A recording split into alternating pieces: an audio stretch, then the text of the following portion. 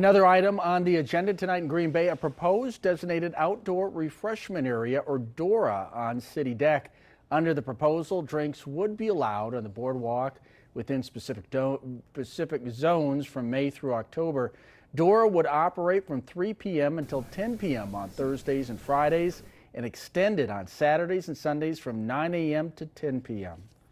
So tonight at committee, what we decided was an area for a few blocks, if not 6 or 7, mostly incorporating the CityDeck and the Fox River Trail, to allow those license holders, if they so choose to seek a permit to allow that, to start selling refreshments where patrons can walk and enjoy our beautiful CityDeck.